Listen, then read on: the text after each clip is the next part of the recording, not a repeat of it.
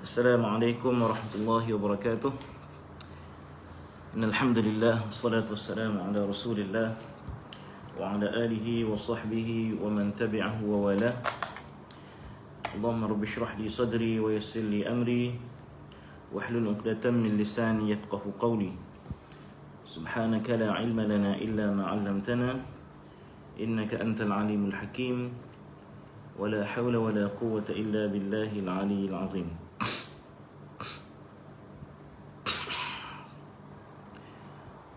Okey, kita tunggu dulu sekejap sementara ada yang masuk.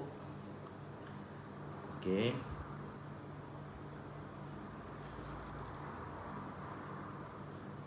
Okey, dah mula masuk So boleh tolong share. Boleh tolong share supaya lebih ramai lagi yang dapat tengok kita punya live hari ni. Okey.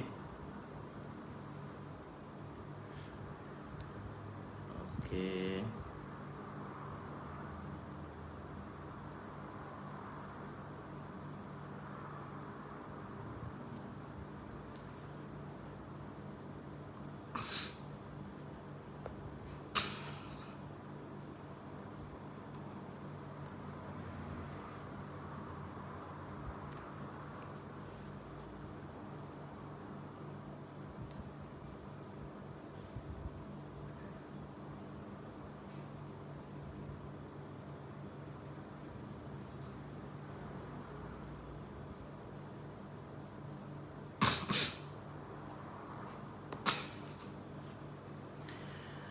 Okey, so kita akan mula dalam masa 5 minit lagi, InsyaAllah.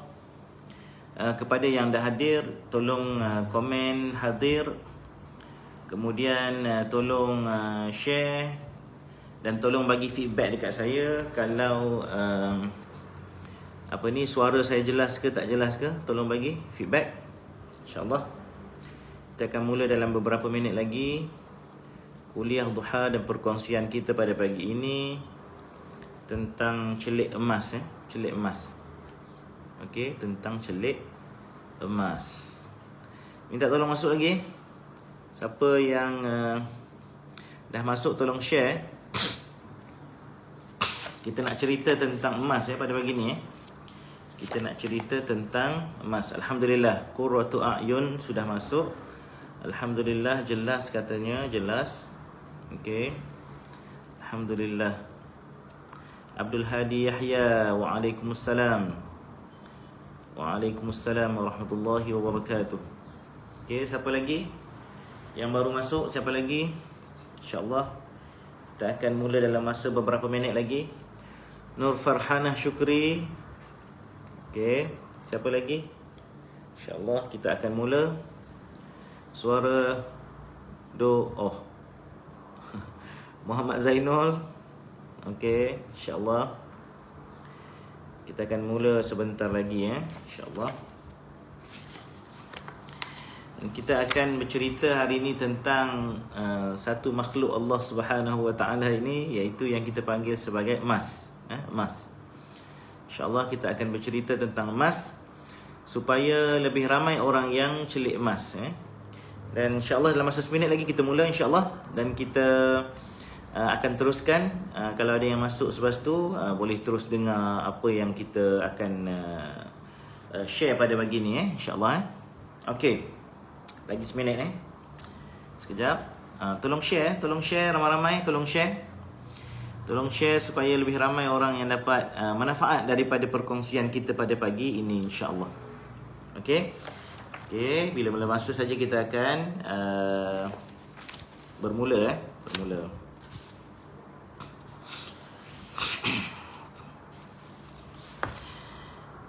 Okey, bismillahirrahmanirrahim. Alhamdulillahirabbil alamin. Assalatu wassalamu ala asyrafil anbiya'i wal mursalin wa ala alihi wa sahbihi ajma'in. Syukur kita kepada Allah Subhanahu Wa Taala kerana pagi ini kita berkesempatan untuk mengisi slot kuliah duha di Masjid Pro 2. Masjid Pro 2 di Rawang, Selangor. terima kasih kepada Masjid Pro 2 yang sudi menjemput saya untuk membuat sedikit pengisian tentang emas pada pagi ini dalam slot kuliah duha. Dan oleh kerana PKP dan COVID-19 ni, kita pada asalnya merancang untuk berkuliah secara live di Masjid Pro 2, tetapi Allah lebih mengetahui. Kita hari ini bersiaran secara online sahaja di Facebook Masjid Pro 2. So minta kepada semua yang mendengar kita pada hari ini, yang melihat, yang menonton kita pada hari ini, untuk yang pertamanya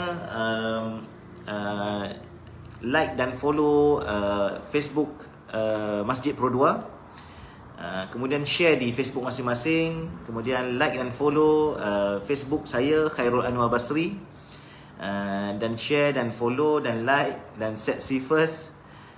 Kemudian kalau tuan-tuan nak lebih tahu lagi tentang emas, pelaburan dan simpanan emas, tuan-tuan boleh follow dan like page Ustaz Emas dan Dinar, dan juga page KAB Gold Dynamics Sendirian Berhad. Okey. Itu adalah antara beberapa platform online yang tuan-tuan boleh manfaatkan untuk bersama-sama menambah ilmu, apa saja ilmu yang ada di sana, termasuklah ilmu tentang emas, ya, tentang emas. Okey. So insya-Allah kita akan mula sekarang, dan saya mulakan dengan satu senario sekarang. Ramai orang dah mula perasan bahawa sejak akhir-akhir ni makin ramai orang yang suka dan minat untuk membeli emas, kan? Apa buktinya? Selalu orang cerita tentang orang ramai berderet-deret beratur di kedai-kedai emas untuk beli emas. Kalau kita perasan, kita pergilah ke mana-mana kedai emas sahaja pun, mesti tak cukup ruang. Orang di dalam kedai emas ramai, di luar kedai emas pun ramai, kadang-kadang bersusun-susun, berdiri ada, duduk atas kursi ada. Itu senario yang kita dapat lihat sekarang tentang emas. Okey, tentang emas. Jadi apakah petanda itu? Petandanya bahawa ada sesuatu yang menarik tentang emas ni, sehingga kan orang beratur-ratur, bersusun-susun, berduyun-duyun untuk beli emas. Dan saya nak share satu ilmu kepada tuan-tuan. Sebenarnya ramai orang mula beratur, berasa-asa untuk membeli emas itu sejak daripada mula PKP tahun lepas, setahun lepas. Walaupun sebelum tu dah ramai orang beli emas, tapi fenomena beratur-ratur ni bermula daripada mula PKP kita setahun yang lepas. Dan ketika itulah mulanya harga emas mendaki naik, meroket naik. Kalau sebelum daripada PKP itu harga sekitar di bawah RM200 segram. Bila mula PKP, bila mula pandemik COVID-19, harga mula mendaki lebih daripada RM200 segram, dan pernah capai pada tahun 2020 pada harga RM310 segram emas. Maksudnya apa? Maksudnya salah satu daripada sebab kenapa orang mula minat dengan emas ni ialah kerana harganya mula naik. Perasan tak? Harga naik, orang minat lah. Walhal selama ni harga lebih rendah daripada itu, tak ada orang yang beli emas ni, kan? Tak ada orang yang gila nak beli emas. Kenapa? Itulah benda yang antara yang kita nak kena kongsi pada pagi ni, dan kita nak kongsi pada pagi ni. Dan saya akan cuba sedaya upaya memberi pendedahan yang sebaik mungkin kepada tuan-tuan. Kalau tuan-tuan, yang pertamanya, kenapa dan mengapa tuan-tuan kena beli dan simpan emas. Yang kedua, kalau tuan-tuan nak beli dan simpan emas, apakah langkah-langkah yang tuan-tuan kena ambil. Dan yang ketiga, kita akan share juga beberapa matlamat dan juga target orang menyimpan emas ni, okey, sehingga kan mereka menjadi seorang pembeli dan penyimpan emas yang happy sentiasa. Harga emas naik, dia happy. Harga emas turun pun dia lagi happy. Kan? Kadang-kadang kita bila kita hanya ada satu saja matlamat dalam buat apa-apa saja, termasuk beli emas. Sebagai contoh, kita beli emas dengan mengharapkan harga emas naik, ataupun dipanggil sebagai pelaburan. Kita beli emas pada harga rendah, kita akan jual emas itu pada harga yang lebih tinggi satu masa nanti. Ditakdirkan Allah, tengok-tengok harga emas tak naik. Harga emas tak naik, maka kita akan kecewa. Betul tak? Kita akan kecewa. Sebab apa? Sebab kita yang pertama tidak ada ilmu. Yang kedua, kita hanya beli emas semata-mata kerana mengharapkan keuntungan daripada kenaikan harga. Yang ketiga, kita tidak ada matlamat-matlamat lain yang boleh membuatkan kita rasa lebih, lebih happy lah. Lebih happy kalau kita membeli emas walaupun pada harga yang orang kata turun ke naik ke, kita tak kisah. Okey, alright. Itu yang pertama. Yang pertama. Okey, sidang penonton yang dirahmati Allah sekalian, saya nak share beberapa perkara lah hari ini berkenaan dengan emas ni, supaya at least dalam masa 1 jam ni kita dapat ilmu yang asas lah tentang emas. Tentang emas. Okey. Dan saya mulakan berkenaan dengan emas ni ialah tentang salah faham orang-orang kita lah, salah faham masyarakat tentang emas. Okey, ada beberapa salah faham yang menyebabkan mereka semua menjadi rugi ataupun menjadi tidak berminat untuk membeli emas. Okey, yang pertama yang saya nak share hari ni ialah salah faham yang pertama orang yang beli emas ni ialah mereka ingat emas ni hanya untuk orang-orang perempuan saja. Itu salah faham yang pertama lah. Okey, emas, saya tak minat lah, ini orang perempuan punya hal ni emas kan. Itu pandangan pertama. Salah faham yang pertama. Padahal sebenarnya emas ini bukan, tidak tertakluk kepada jantina. Tidak tertakluk kepada orang perempuan sahaja, ataupun orang lelaki tak boleh nak beli emas, ataupun institusi ataupun syarikat tak perlulah beli emas. Sebenarnya emas ini untuk semua orang, semua peringkat, semua jantina dan semua jenis. Contohnya macam kita kata individu ataupun syarikat, semua masjid contohnya kena simpan emas. Kena simpan emas. Kerana apa? Kerana ianya adalah sangat sesuai untuk semua orang. Emas ni semua. Lelaki boleh simpan emas cara lelaki, perempuan boleh simpan emas cara perempuan, kan? Kalau kita kata orang perempuan saja boleh simpan emas, kita tak tahu bahawa emas ini, kerana kita fikir emas hanya barang kemas. Rupa-rupanya tidak sekadar barang kemas. Emas juga boleh jadi gold bar. Emas juga boleh jadi dinar. Emas juga boleh jadi scrap. Emas scrap. Emas juga boleh jadi serbuk-serbuk. Serbuk-serbuk emas. Boleh juga. So, segala bentuk emas ni sebenarnya bukanlah untuk orang wanita sahaja, tetapi juga emas ni untuk semua orang. Semua orang. Okey? Yang pertama. Yang kedua, salah faham yang kedua ialah ramai beranggapan emas ni ialah satu benda yang hanya boleh dibeli oleh orang-orang kaya. Ini juga salah faham. Salah faham. Kita ingat hanya orang kaya saja boleh beli emas. Walhal emaslah harta yang boleh dibeli oleh semua orang, termasuklah orang yang kurang berpendapatan. Kenapa saya kata begitu? Okey, contoh kalau kita tengok barang-barang macam perkara-perkara lain macam rumah, macam kereta, macam tanah dan sebagainya, kita memerlukan duit yang banyak untuk membeli. Dan kita tak boleh beli sikit-sikit, kan? Kalau rumah harga 1 juta ataupun rumah harga 250,000 lah, senang cerita. Kalau harga emas hari ini ialah RM250,000 1 kilogram, kita nisbahkan kepada sebuah rumah 250,000. Kalau di Kuala Lumpur 250,000 ni rumah teres setingkat boleh lah. Boleh lagi lah 250,000 rumah teres setingkat. Nak beli rumah, kita tak boleh beli melainkan apabila kita ada duit yang banyak. Kalau kita tak ada 250,000 pun, at least kita kena ada sekurang-kurangnya 25,000 ke 30,000. sebagai down payment kan. Kalau kita nak renovate pula rumah tu, kita nak kena ada lagi dalam 20-30 ribu ataupun 100 ribu lagi nak renovate. So kita memerlukan duit yang banyak untuk membeli rumah. Inilah yang dikatakan bahawa hanya orang yang berduit saja boleh beli setengah-setengah perkara, termasuklah rumah, tanah dan sebagainya kan.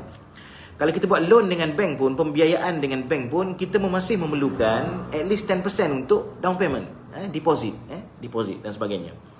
Maka bagi orang yang baru grad contohnya, orang yang tidak ada pendapatan yang besar ataupun baru nak mula berkerjaya, maka ini adalah satu perkara yang amat sukar untuk dicapai. Memang betul lah, nak beli rumah tanah ni memang orang berduit lah, orang kaya lah kita panggil kan. Tapi tidak dengan emas. Walaupun kita kata tadi harga emas 250,000 1 kilo, kita boleh beli sikit-sikit. Kita boleh beli setengah gram. Kalau di KAB Gold, kita boleh bermula dengan 0.25 gram, suku gram saja. Kalau harga hari ni RM249 segram, RM250 segram, maka kita boleh beli suku gram sekitar RM62-63 saja segram. So itu memang bersesuaian dengan orang-orang yang tidak ada duit banyak. Termasuklah orang yang bekerja dengan gaji rendah, termasuklah pelajar-pelajar di universiti dan sebagainya. Mereka boleh mula menyimpan emas. Kerana apa? Kerana emas bukan hanya untuk orang kaya, tetapi emas untuk semua orang, termasuklah orang yang tak kaya. Okay. Macam saya cerita tadi, emas boleh beli sikit-sikit kan. Rumah boleh beli sikit-sikit tak? Tak. Tak boleh. Rumah tak boleh beli sikit-sikit Kita tak boleh beli rumah 250,000. Kita kata saya nak beli pintu pagar dulu. Tak boleh. Saya nak beli dapur dululah. Tak boleh. Saya nak beli bilik tidur ada 4. Saya nak beli 1 je bilik tidur dulu. Bulan depan saya beli lagi 1. Tak boleh. Kita kena beli keseluruhan semua sekali.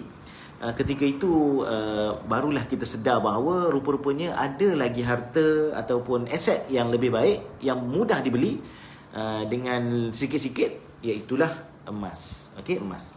Yang kedua, yang ketiga, salah faham masyarakat terhadap emas ni. Orang ingat emas ni hanya untuk pelaburan. Untuk pelaburan.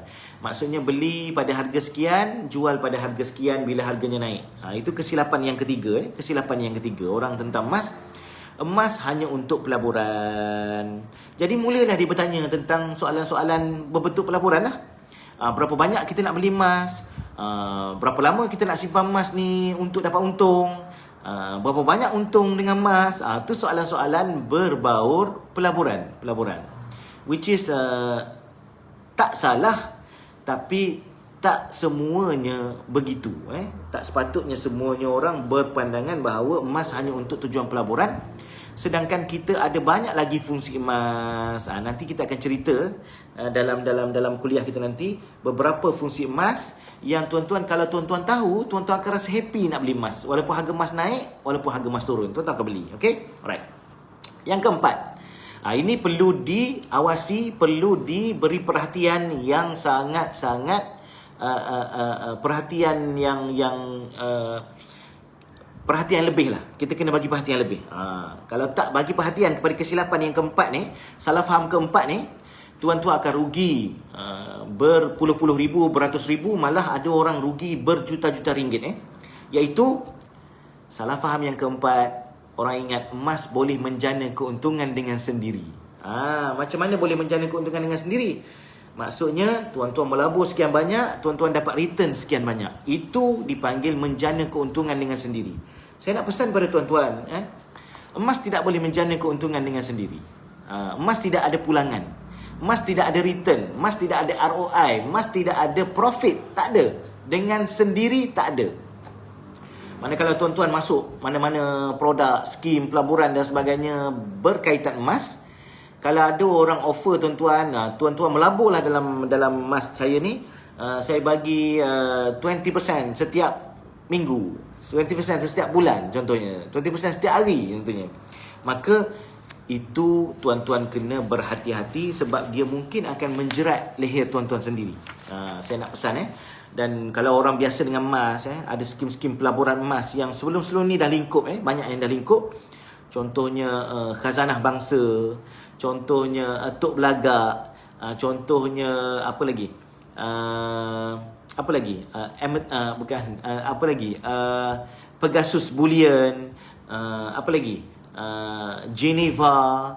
So itu antara beberapa nama skim pelaburan emas yang memberi keuntungan. Dinar dirham kan, yang memberi keuntungan tetap kepada pelaburnya, yang mana ia akhir sekali bukan sahaja tidak patuh syariah, merugikan, salah di sisi undang-undang, malah orang yang terlibat juga semuanya telah hilang duit masing-masing dan tidak dapat recover balik. So itu kesilapan yang keempat. Emas tidak boleh menjana keuntungan dengan sendiri. Emas tidak boleh menjana keuntungan dengan sendiri, melainkan kalau tuan-tuan ada emas, tuan-tuan jual beli, maka di situlah baru ada keuntungan. Okey, keuntungan. Okey, alright. So saya nak cerita yang keduanya ialah apa dia ciri-ciri istimewa emas ni. Ciri-ciri istimewa emas. Okey. Ciri-ciri istimewa yang ada pada emas. Okey. Ciri-ciri yang istimewa yang ada pada emas ni, yang pertama sekali saya nak sebut ada beberapa. Yang pertama, emas ni ada pelbagai fungsi. Kalau kita faham ciri yang pertama ni, maka kita akan rasa aku mesti beli emas. Aku mesti beli emas. Okey. Kalau tuan-tuan tengok tuan-tuan boleh pergi ke Google, search di Google, tuan-tuan tengok simpanan emas, simpanan reserve emas oleh Bank Negara Malaysia. Tuan-tuan type di Google, reserve emas oleh Bank Negara Malaysia, reserve emas oleh Bank Negara Malaysia. Okey. Tuan-tuan akan tengok Bank Negara Malaysia ada menyimpan sebahagian daripada reserve-nya dalam bentuk emas. Dia ada lagi lah dalam bentuk currency, dalam bentuk apa, banyak dia punya reserve. Salah satunya mesti dalam bentuk emas. Dan bukan sahaja bank negara di Malaysia, tetapi di negara-negara maju yang lain pun mereka menjadikan emas sebagai salah satu daripada reserve mereka. Kenapa bank menyimpan emas?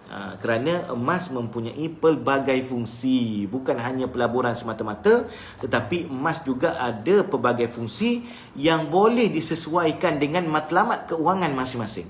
Itu istimewa emas. Emas ni aset yang unik. Dia bukan sekadar barang kemas, bukan sekadar untuk pelaburan, tetapi dia ada pelbagai fungsi yang mana kita akan terangkan nanti. Apa dia fungsi emas kalau tuan-tuan beli emas. Okey. Yang kedua, apa dia keistimewaan, keunikan emas ni? Emas ni dia mudah dilenturkan. Aset-aset lain keras semua kan, keras. Tanah pun lembut-lembut pun tak boleh. Dia tak macam emas. Emas ni boleh dilenturkan, tak ada bau dan tak berkarat. Tak ada bau dan tak berkarat. Tak berkarat. Emas tak berkarat.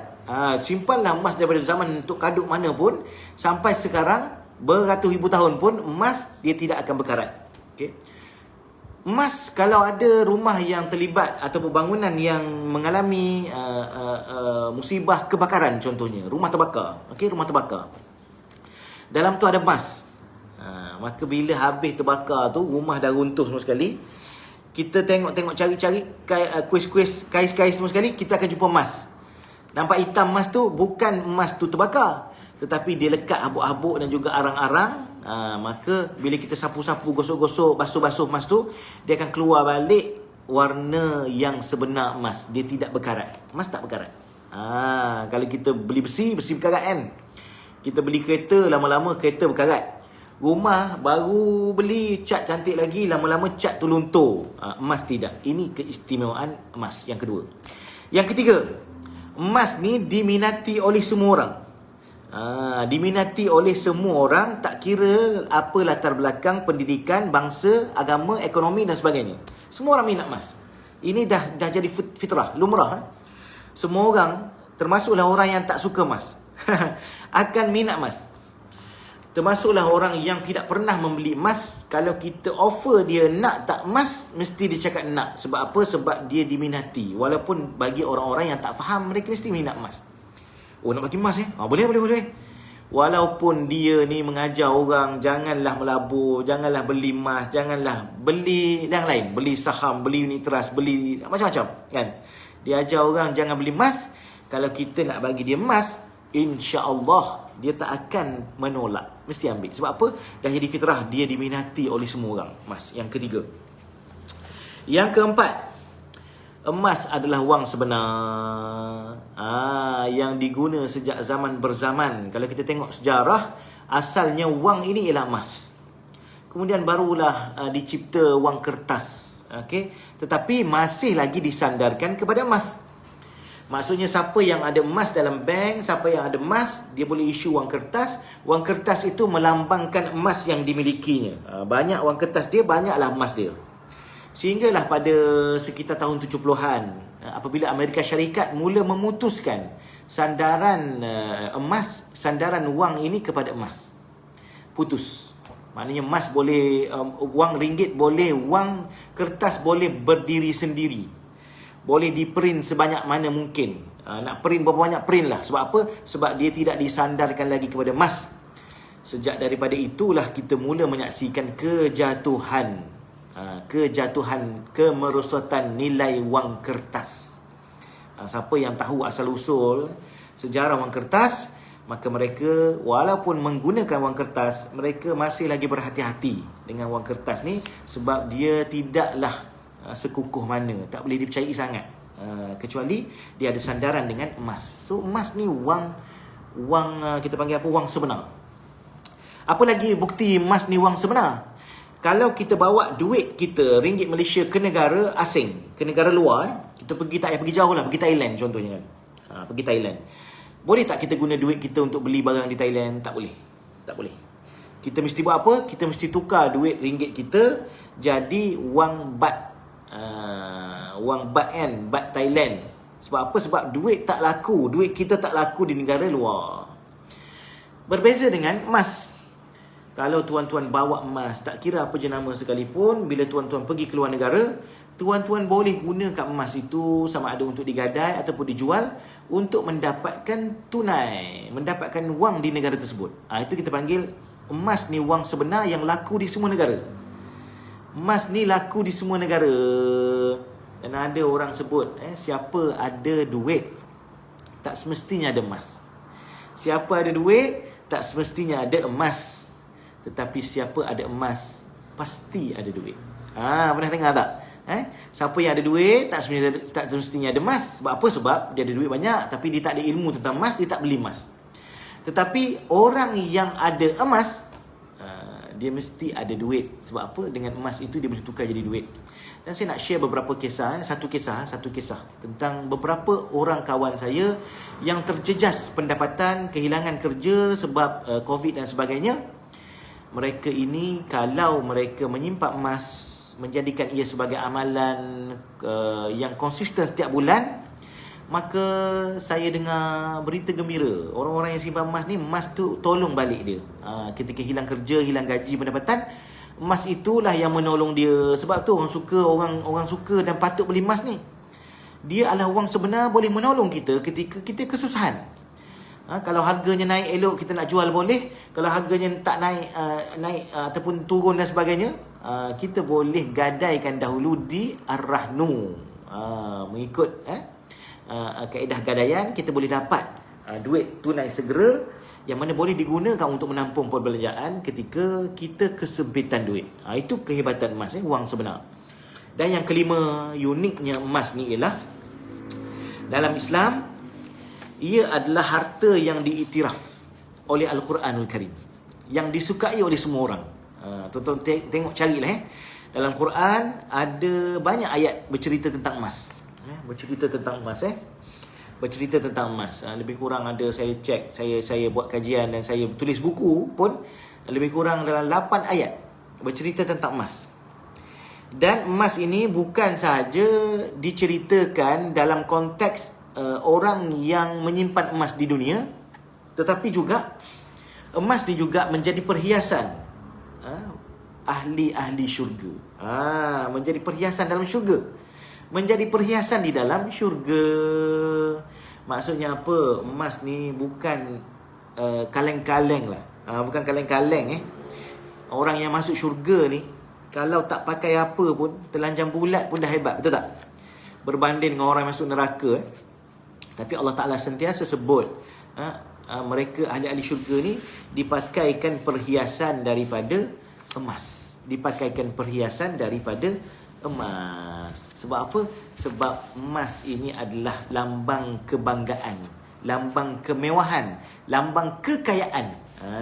Lambang kekayaan. Maka tak suka ke kalau kita menyimpan sesuatu yang berharga, sesuatu yang menyebabkan kita lebih baik dari sudut ekonomi. Sebab tu kena simpan emas, kena simpan emas. Okey. Ada perbandingan. Apa sikit perbandingan saya nak beri antara simpan duit dengan simpan emas. Memanglah untuk jangka pendek kita kena simpan duit lah. Jangka pendek nak guna hari-hari, takkan nak pergi kedai 7E pakai emas kan. Nak pergi minum pagi kopi, ngeteh dan sebagainya, mana ada orang terima emas sebagai bayaran. Okey. Tapi untuk jangka panjang, yang jangka pendek ni simpan duit lah. Jangka panjang kita perlu simpan emas, ataupun kita simpan duit kita dalam bentuk emas. Jangka panjang simpan duit kita dalam bentuk emas. Apa kelebihan emas berbanding duit? Okey, yang pertama saya dah sebut tadi panjang lebar, emas ni wang antarabangsa yang laku di mana sahaja. Emas ni wang antarabangsa yang laku di mana sahaja. Saya dah sebut tadi kan, saya dapat perumpamaan duit Malaysia pergi ke Thailand tak laku. Okey. Yang kedua, emas ni berbanding dengan wang tunai, dia tidak ada expiry date.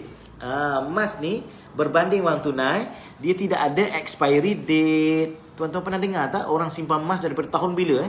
Tahun 20-an, 30-an, zaman tok nenek, tok kaduk dulu kan, zaman Jepun punya emas. Zaman bila-bila entah harta pusaka daripada keluarga kan, simpan emas zaman bila-bila pun dia tidak expired emas tu. Dan kalau orang nak berjual beli emas yang dah lama pun dia akan pakai harga yang dulu ke harga sekarang? Dia pakai harga hari ini, harga semasa. Okey, itu kehebatan emas. Tapi duit, okey, katalah tok nenek tuan-tuan pernah simpan duit zaman 60-an dulu duit zaman Jepun contohnya kan. Duit ringgit Malaysia zaman yang ada RM100 sekeping. RM100, RM500 sekeping zaman tu Okey. Tiba-tiba tuan-tuan masih simpan lagi duit RM500 tu sekarang. Agak-agak tuan-tuan laku tak duit RM500 tu? Tak laku. Tak laku. Sebab apa? Sebab duit ada tempoh luput. Tak payah cerita RM500 lah. Mungkin tak ada ramai orang yang sempat. Tuan-tuan sempat tak dengan duit RM2? Duit satu keping RM2. Kalau tuan-tuan masih menyimpan duit RM2 tersebut, hari ni nak guna, kedai tak terima, tak laku. Itu kelebihan emas tak ada expiry date berbanding tunai ada expiry date. Okey? Yang ketiga, emas ni dinilai daripada sudut berat. Bukan dari sudut fizikalnya. Sempurna tak sempurna. Sebab tu emas ni, walau patah, walau bengkok, walau hancur dan sebagainya, dia tetap bernilai sebab masih boleh ditimbang beratnya. Itu hebat emas. Duit kalau kita ada RM1, kita koyak dua. Koyak dua sama besar. Kita belah koyak dua tu, kita koyakkan RM1 itu dua.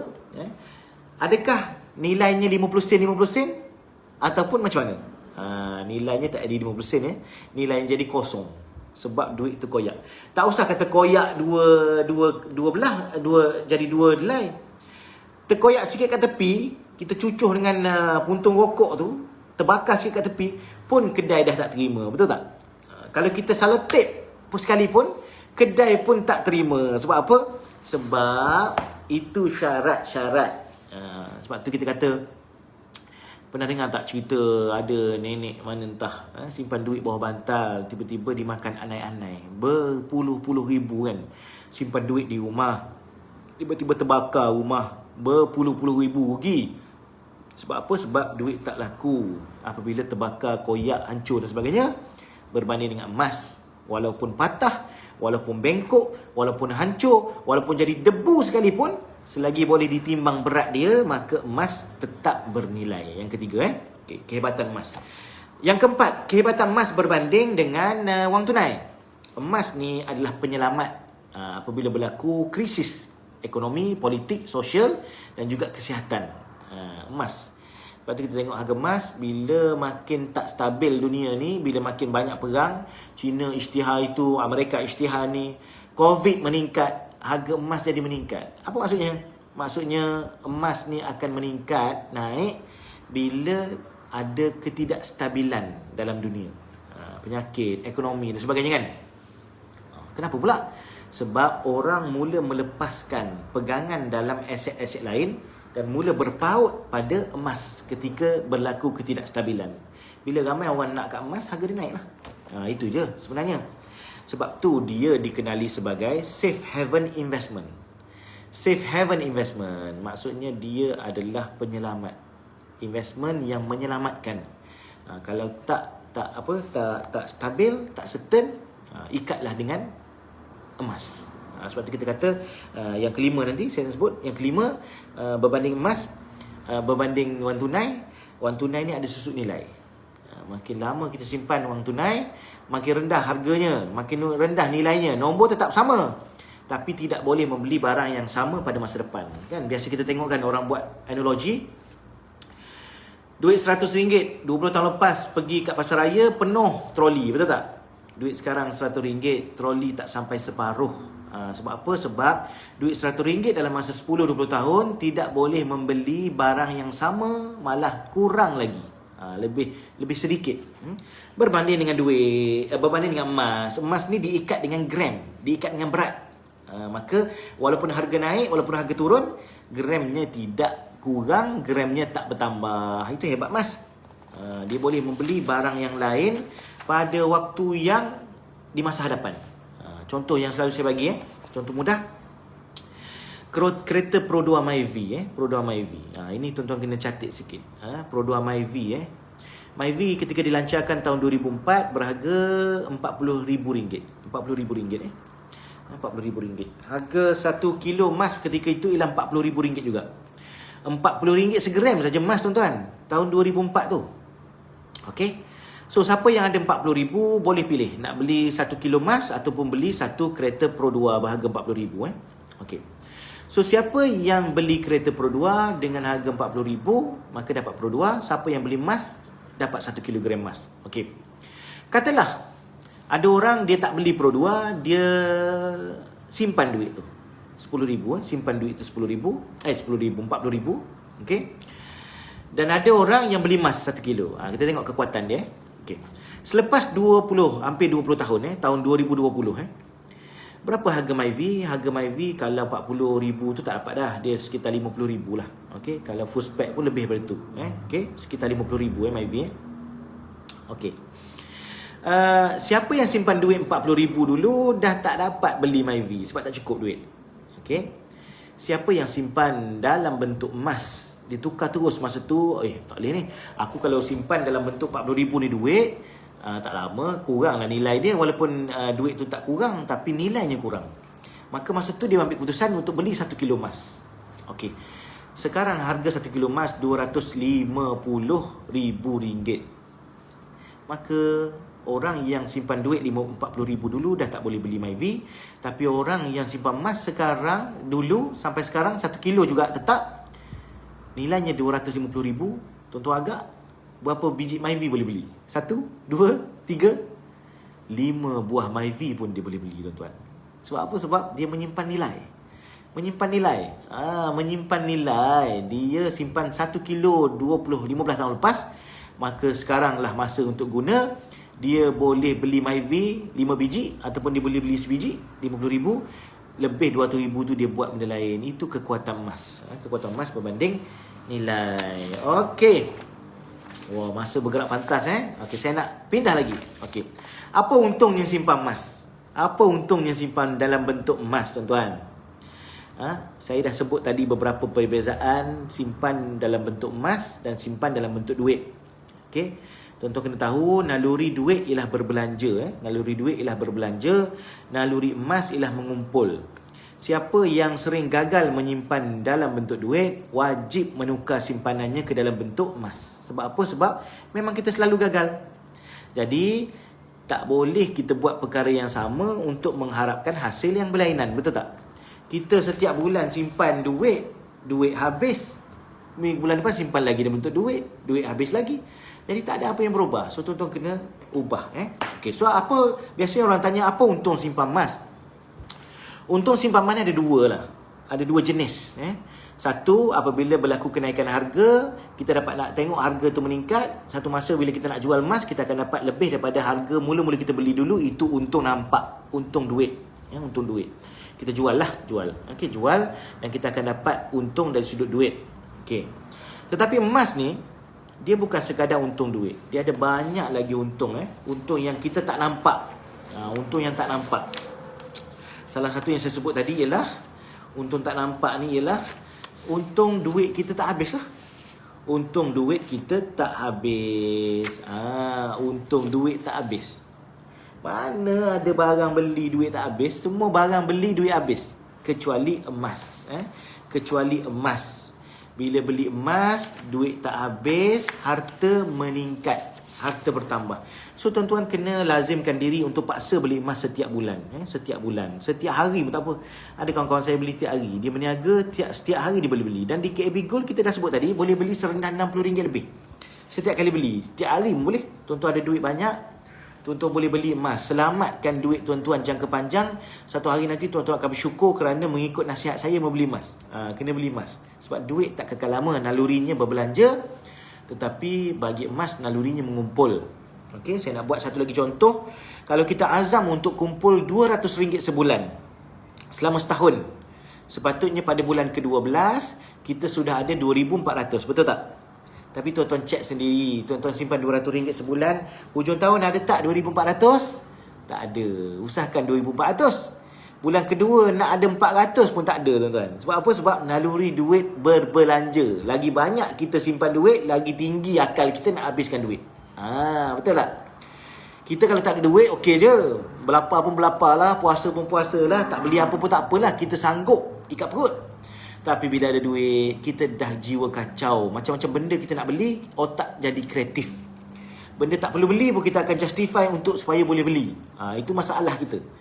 Laki sama, perempuan pun sama. So, jangan banyak sangat simpan dalam bentuk duit. Simpan dalam bentuk emas. Itu antara untung yang kita nampak dan tak nampak dalam simpanan emas. Okey, kita nak pergi kepada bahagian yang seterusnya. Apa fungsi beli emas? Tuan-tuan kena pelbagaikan fungsi beli emas supaya tuan-tuan rasa happy dan tuan-tuan rasa gembira. Harga emas saya sebut tadi, harga emas naik, tuan-tuan rasa gembira. Harga emas turun, lagi tuan-tuan gembira. Sebab apa? Sebab tuan-tuan ada banyak matlamat simpan emas. Bukan hanya ikut-ikutan. Ramai orang hari ini simpan emas ikut-ikutan. Bila harga turun, mereka pun kecewa.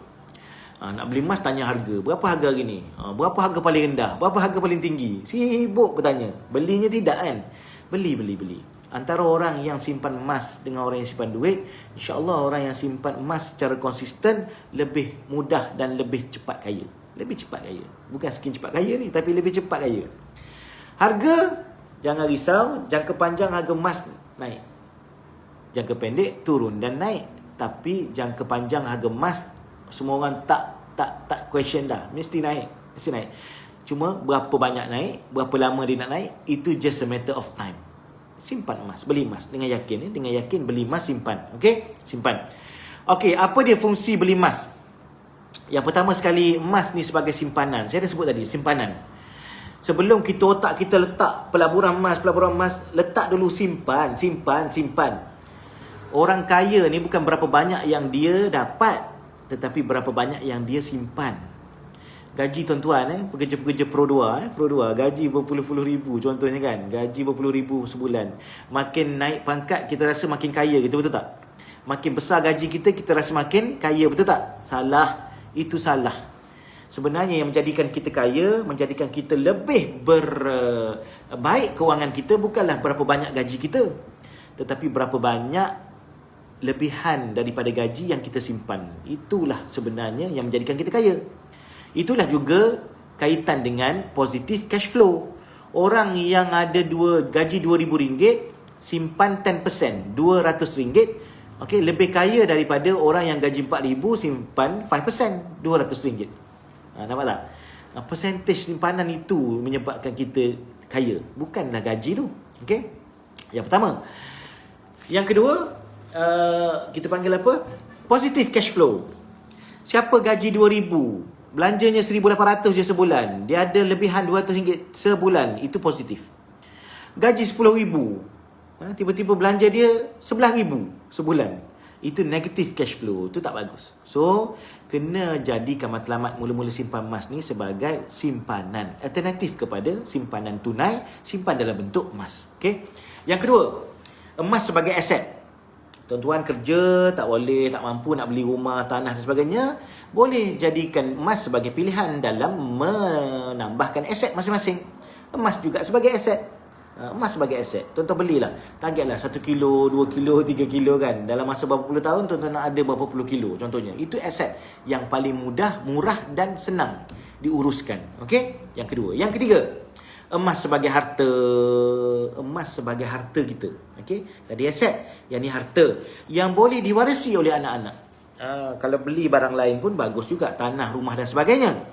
Tapi nanti biasanya bergaduh-gaduh lah nak bagi-bagikan tanah dan sebagainya ni, sebab tak sama besar lah kan.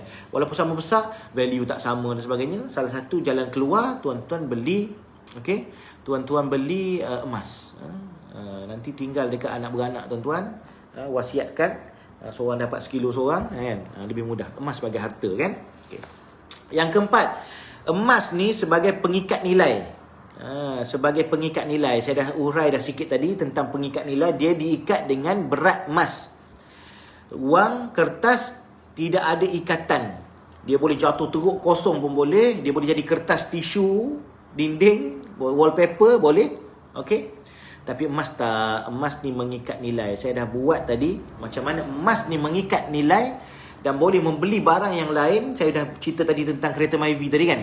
Siapa yang beli Myvi dapat Myvi. Siapa simpan duit yang harga Myvi tu 15 tahun ke depan tak boleh beli dah Myvi, tak cukup duit. Tapi siapa yang tukar dalam bentuk emas, bukan saja sebuah Myvi, dia boleh beli 5 Myvi menggunakan emas yang sama. Okey. Yang kelima, emas sebagai insurans. Emas ni boleh tolong kita waktu kita susah.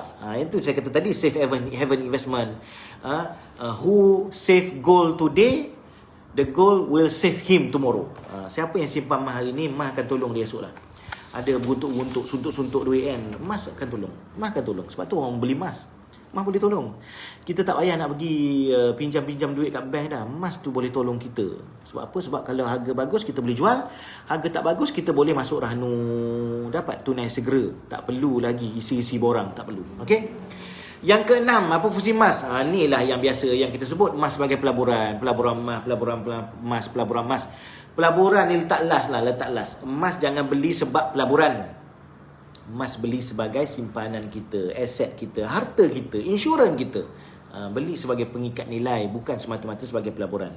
Tapi kalau nak beli sebagai pelaburan, saya cadangkan item emas lebih besar daripada 100 gram.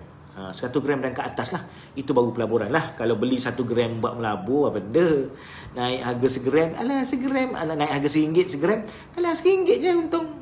Tak, kalau sekilo, kalau 100 gram, naik RM1 pun dah RM100 kan, naik RM10 dah RM1000 untungnya kan.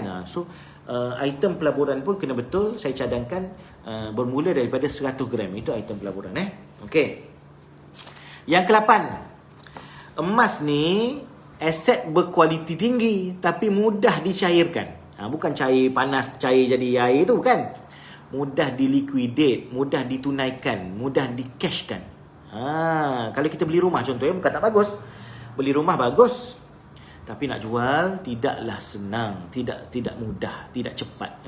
Beli rumah harga naik berjuta-juta, kita rasa happy kan, harta kita meningkat nilai. Tapi nak jual pusing satu melayar cari orang nak beli, tak dapat juga, berbulan-bulan, bertahun-tahun baru dapat orang yang nak beli.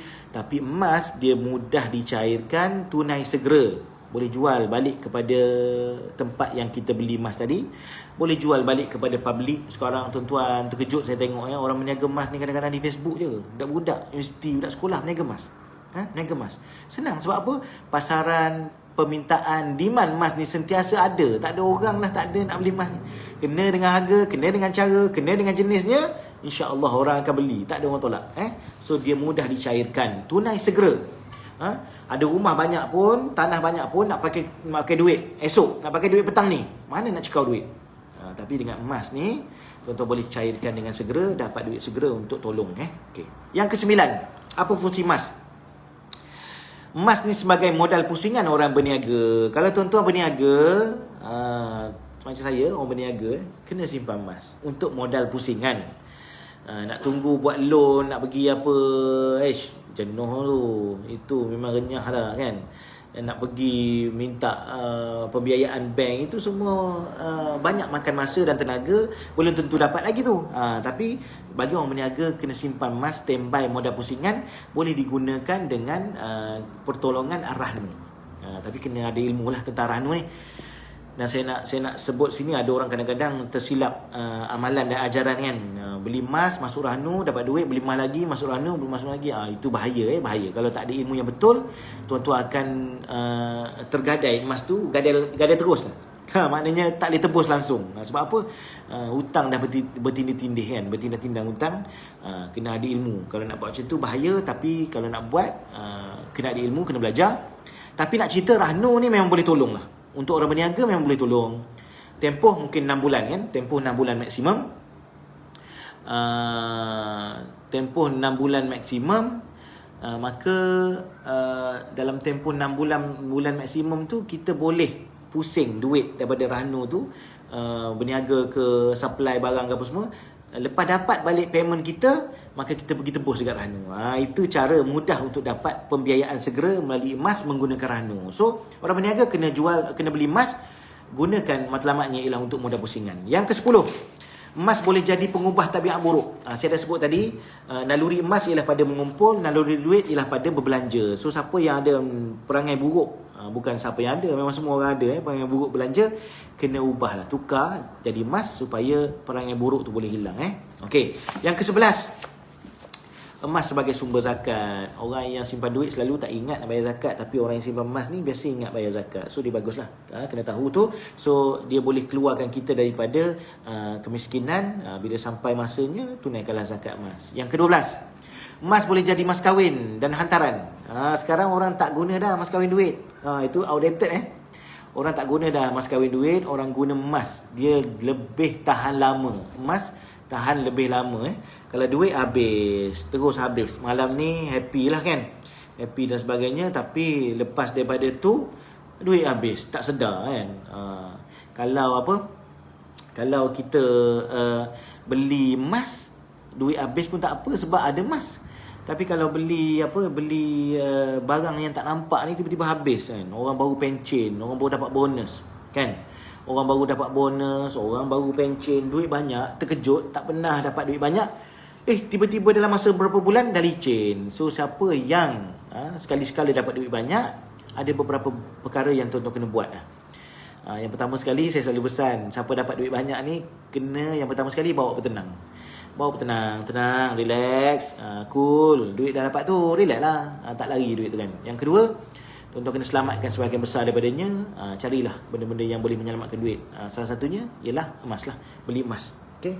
Yang ketiga barulah fikir apa nak selesai, apa nak bayar, apa nak beli kan. Okay. Alright. Dan yang seterusnya, emas juga boleh jadi sumber kebaikan lah. Orang yang ada emas ni, dia tak nampak kaya dia kan, tapi boleh buat pelbagai infak, pelbagai wakaf dan sebagainya yang boleh menambahkan pahala dia. Itu antara perkara yang kalau tuan-tuan tahu, kita ada 13 kan. 13. Itu semua adalah matlamat orang simpan emas. Kalau tuan-tuan tahu matlamat ni, tuan-tuan akan rasa seronok lah. Rasa seronok dan tuan-tuan dah celik sikit lah tentang emas ni. Okay.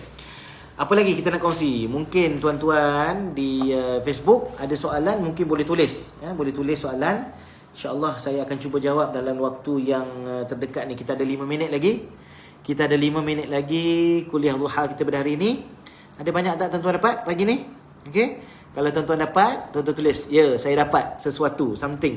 Dan mungkin pada waktu yang akan datang, kita boleh sambung lagi. Nak cerita tentang emas ni, tak habis.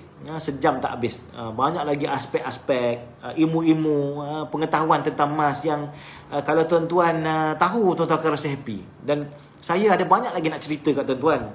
Dan dia tak cukup dalam masa 1 jam. InsyaAllah kalau ada masa lagi, kalau kita ada kesempatan lagi di lain waktu, mungkin admin Masjid Pro 2 boleh jemput lagi saya. Kita akan bercerita lagi, ada banyak lagi perkara-perkara yang boleh kita share tentang emas. Nak beli emas ni, antara gold bar dengan barang kemas, mana lebih bagus? Okey. Apa lagi? Contohnya apa kriteria emas? Semua orang, contoh kalau kita kata barang kemas dengan gold bar lebih bagus. Tapi banyak kedai yang jual gold bar pun, syarikat jual gold bar. Jadi nak pilih syarikat mana? Itu pun kena tahu juga. Itu kriteria dalam memilih emas. Itu pun ilmu juga, kan? Lagi apa lagi? Banyaklah benda yang boleh kita, apa posisi orang yang membeli emas? Beli emas ni kita jadi apa? Kita jadi pelabur ke? Kita jadi penyimpan ke? Kita jadi peniaga ke? Itu posisi-posisi orang yang membeli emas, yang menentukan tindakan dia. Kalau harga emas naik dia nak buat apa? Kalau harga emas turun dia kena buat apa? Itu antara orang-orang yang posisi orang membeli emas. Siapa pembeli emas yang kurang bijak? Itu juga ada satu bab pula. Orang yang beli kalau kita beli emas kita kata dah power dah tadi, kena beli emas. Tapi rupa-rupanya dia kurang bijak. Beli emas tu dah bagus, tapi kurang bijak. Siapa mereka yang kurang bijak dalam beli emas? Benda-benda macam tu hanya boleh diceritakan insya-Allah di lain waktu dan ketika. Tak sempat hari ni. Okey, so ada soalan? Siapa ada soalan boleh tulis sekarang soalan. Saya cuba jawab satu soalan insya-Allah. Sebelum kita berakhir, sekarang dah pukul 9.56. InsyaAllah dalam masa 4 minit lagi kita akan berakhir kuliah duha kita. Tapi tuan-tuan yang terlepas siaran secara langsung kita ni, bolehlah tengok balik. Saya dah share dekat Facebook saya, Khairul Anwar Basri. Tuan-tuan boleh cari Facebook saya, Khairul Anwar Basri. Ataupun di page saya, Ustaz Emas dan Dinar. Tuan-tuan boleh follow dan like page KAB Gold Dynamics. Dan jangan lupa tuan rumah, Masjid Pro 2 yang saya perasan setiap hari ada buat kuliah-kuliah duha dan sebagainya. Okey. Okey, ada soalan daripada Aizi Sazwan Apa pendapat Ustaz tentang sistem emas macam uncam emas? Macam mana nak yakin fizikalnya memang ada? Macam mana nak yakin fizikalnya memang ada? Kalau kita beli akaun emas, kita keluarlah fizikalnya. Kalau keluarkan fizikalnya, maka bila kita dah dapat fizikal, kita yakinlah emas tu ada. Okay? Alright. Macam di KAB Gold KAB Gold, SOP kita kalau beli uncang emas, setakat ini SOP kita boleh keluarkan emas tu selepas daripada 30 hari. Contoh, boleh keluarkan selepas 30 hari. Emas tu ada dengan kita dan kita bentukkan sebagaimana yang customer nak. Kita ambil masa dalam masa 30 hari, tuan-tuan akan dapat. Tapi kalau tuan-tuan tak sabar, tak yakin, tuan-tuan boleh serang office KAB Gold. Tuan-tuan boleh ambil lah gold bar 1 kilo tu, tuan-tuan kikis berapa gram tuan-tuan punya, tuan-tuan ambil sendiri. Itu je sebenarnya. Stok akaun emas ni kalau KAB Gold kita simpan dalam bentuk bar yang besar-besar kan. Kita simpan dalam pelbagai bentuk Jadi kalau nak keluarkan fizikalnya, sebab tu kita buat SOP 30 hari. Setakat ini 30 hari dan insya-Allah masa depan dia makin pendek, insya-Allah. Semakin hari makin pendek, dan kita target dalam masa 15 hari bekerja saja, dah 15 hari bekerja 15 hari bekerja semua orang dah boleh keluarkan fizikalnya daripada akaun uncam emas. Okey. Sebab apa? Sebab mungkin masa tu proses dah makin laju. Buat masa sekarang 30 hari SOP-nya, bukan 30 hari bekerja, 30 hari 30 hari termasuk hari cuti. 30 hari tuan-tuan boleh keluarkan. Jadi kalau tak yakin, tuan-tuan kena keluarkan Dan kita pun tak paksa orang simpan dengan kita, lagi bagus. Sebab apa? Sebab kita, pertama kita tak perlu simpan. Yang kedua, kita simpan tu free je. Kita tak charge orang. So kalau nak yakin tentang sistem akaun emas ni, tuan-tuan kena keluarkan. Okay. Alright, ada lagi soalan? Last, kita ada 10 minit. Abdul Hadi Yahya, adakah okey pajak emas yang kenakan charge untuk simpan di office mereka? Tak faham. Adakah okey pajak emas yang kenakan charge untuk simpan di office mereka? Tak faham. Biasanya kita pajak emas ni kita rahnukan di syarikat rahnu lah, dan mereka ada charge lah. Tapi kontrak mereka ada macam-macam lah. Kalau dulu memang kontrak gadaian dan simpanan emas, Tapi sekarang Bank Negara pun dah keluarkan ruling baru tentang gadaian ni, dan semua pajak gadai Islami ataupun kita panggil Ar-Rahnu dah tukar dah sistem, bukan lagi gadaian dan juga upah simpan, tapi menggunakan konsep komoditi murabahah ataupun murabahah tawarruk. Tapi bayaran apa semua tetap macam dulu jugalah, cuma kontraknya lain. Okey. Itulah saja. Okey, dah cukup pukul 10. InsyaAllah semoga semua orang mendapat manfaat daripada perkongsian kuliah duha selama sejam kita. Dan saya ucap terima kasih banyak-banyak, terutamanya kepada Masjid Pro 2 kerana menjemput saya. Dan saya ucap terima kasih kepada tuan-tuan kerana sudi untuk mendengar dan bersama-sama dalam majlis ilmu pada hari ini. Harapnya dia tidak berakhir di sini. Tuan-tuan boleh share kepada seramai mungkin orang-orang di luar sana, kerana ilmu emas ni ilmu yang sangat berharga, semahal dengan harga emas tu juga. Dan dia tidak diajar di mana-mana peringkat pengajian lah. Sekolah rendah orang tak ajar pasal emas, sekolah menengah orang tak ajar, universiti orang tak ajar. Di luar pun untuk dapat kos emas ni kena cari-cari. Tapi insyaAllah di KAB Gold kita akan jadikan emas ni sebagai ilmu ni sebagai kita punya lead, sebagai pembimbing kita. Setiap orang kita nak lahirkan pembeli emas yang berilmu pengetahuan tinggi, okey, supaya semua orang tahu kenapa mereka beli emas, dan semua orang tidak ikut-ikut orang beli emas, dan akhirnya mereka menyumpah seganah sebab rugilah katanya dan sebagainya kan. Okey, itu sahaja daripada saya. Aku ma tasma'un wa astaghfirullahal azim li wa lakum. Wassalamualaikum warahmatullahi wabarakatuh.